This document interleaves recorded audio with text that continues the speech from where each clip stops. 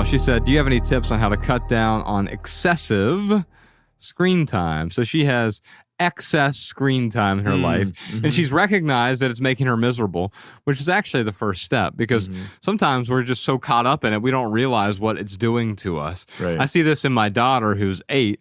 If we just were to give her a tablet all day and she were to stare at it, she starts to get in a bad mood, but doesn't realize what is causing that bad mood. But it's the fact she's not moving, and she's so tuned in with this glowing screen that it is preventing her from living her life. Nothing wrong with the glowing screen, but when we have excessive screen time, that certainly becomes a problem. So, yes, Kristen, I have 6 best practices for you on this Maximal episode. The first one is called Screenless Saturdays. Something Ryan and I came up with. Jordan did a great job.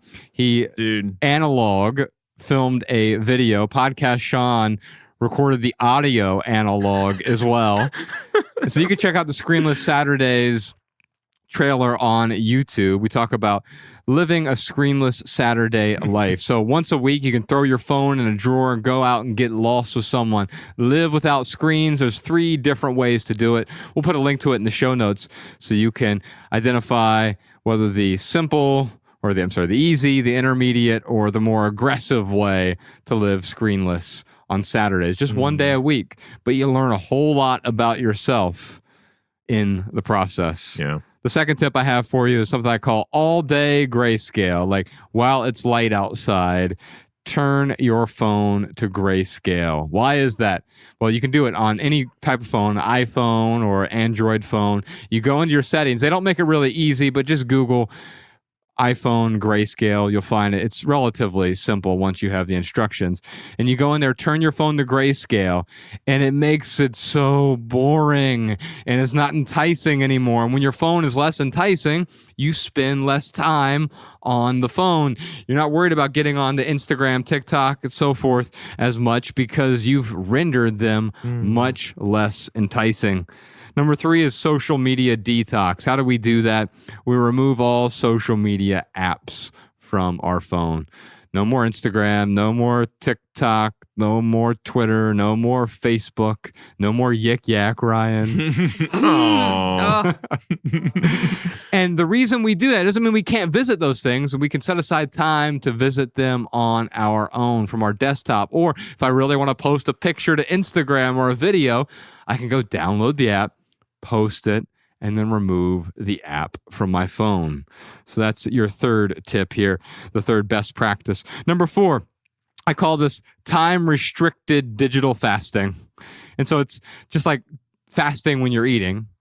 So time-restricted intermittent fasting, where you go 18 hours without food or 12 hours or whatever. Right. Is there a period of the day, maybe it's from 8 p.m. until 8 a.m., where you can have a digital fast. And you simply put your phone in a drawer or in its location for a period of time during those fasting hours. You still have access to it if you absolutely need it in an emergency, but otherwise you're fasting from the screen, not all day, but for a 12-hour window throughout the day. And if you want to get aggressive, maybe it's longer than 12 hours.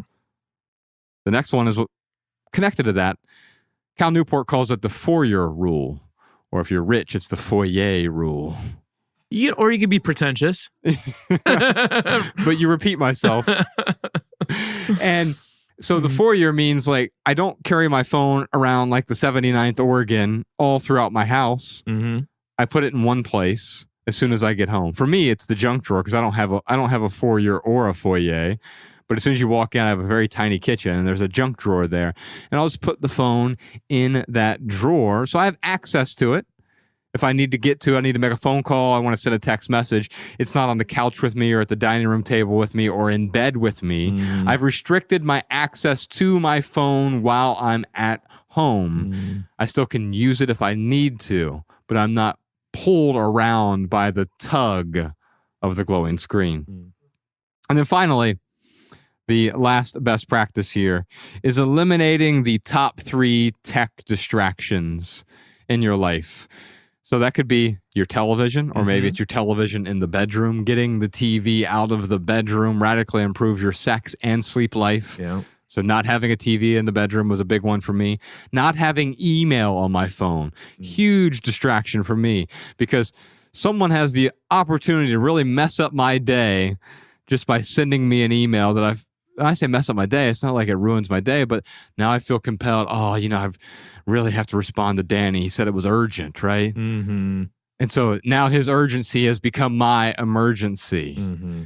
And so these tech distractions, for other people, it's games, right? If you have games on your phone, constantly going to the games. Or for me, at one point, it was the news app. That was another tech distraction I had to remove because the news was stressing me out. And so what are the top 3 things that distract you, and removing those from your life? That's one of the great ways to simplify your screen time. I saw a stat. I forget what it was, but it was mind-blowing. The amount of couples getting divorced who cited Candy Crush, like legitimately the game Candy Crush, as one of the reasons why they were splitting up. Not the reason, but like in a list of reasons, Candy Crush was listed in like, I want to say it was 30% of divorcees. One of the stats in Love People Use Things is millennials say, the majority of millennials, so it's over 50%, have texted someone else during sex. Man, I put my phone on silent during sex before because it was going off. I'm like, Jesus, this is distracting. Did you enjoy this standalone Patreon highlight? If so, you can listen to full episodes of the Minimalist Private Podcast, available exclusively on Patreon. Visit patreon.com/theminimalists or click the link in the description. Your support keeps our podcast and YouTube channel 100% advertisement free.